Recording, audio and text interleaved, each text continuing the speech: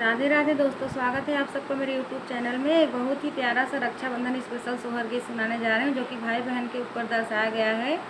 और एक बहन अपने भाई का इंतज़ार ही करती है रक्षाबंधन पे। बहुत ही प्यारा सा सोहर गीत सुनाने जा रही हूँ, आप लोग सुनिएगा। और मेरे चैनल पर नए हो तो मेरे चैनल को सब्सक्राइब कर लीजिएगा, वीडियो को ज़्यादा से ज़्यादा शेयर करिएगा ताकि सब भाइयों के पास ये सोहर गीत पहुँचे। बैठ बैठ अंगना में मैया त बेटा से रज करई, बेटा से रज करई हो। बेटा चला जाता बहिनी के देश, खबर लेई औता, खबर लेई औता हो। लेली है हथवा सरंगिया त कन्हवा पे, झोलिया त कन्हवा पे झोलिया हो। सखिया धाइली है जोगिया के भेष, बहिनी देसे चली दी है, बहिनी देसे चली दी है हो। भैया जे गौआ के बिचवा बने बने भटकई, बने बने भटकई हो। सखिया पहुँचे बहिनिया के दुअरे तयलख गावई, अलख गावई हो।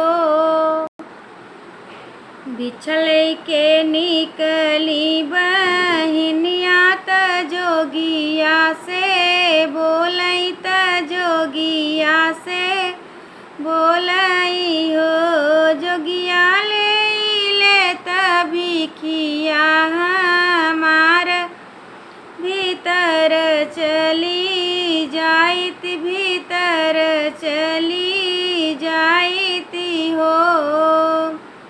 धूमिल बहिनिया के साड़ी त पेवना जार लागे, पेवना जार लागे हो।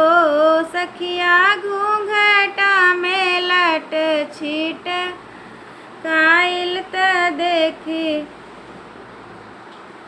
ओ। सखिया घूंघटा में लट छीट काए त बहिनी दुखित लागे, बहिनी दुखित लागे हो। सुन सुन ओ मोरी बहिनी महलिया के रानी, महलिया के रानी हो। बहिनी कैसन तोहरो ससुरवा त कैसन सासु ननदी, कैसन सासु ननदी हो। बहिनी कैसे बाटे तोहरा सजनवा, दुखित मन लागे, दुखित मन लागई हो। ओ बहिनी कैसन बाटे तोहरा बीरनवा, दुखित मन लागे, दुखित मन लागई हो। काऊ तोह से कही हम जोगिया कहत लाज लागई, कहत लाज लागई हो।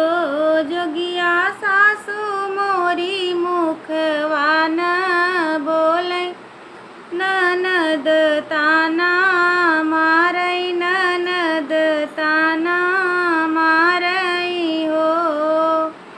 जोगिया पिया मोर बाड़े पर देसवा, तहरियो न पूछई, तहलियो न पूछई हो। जोगिया भैया मोर बाटे अकेले त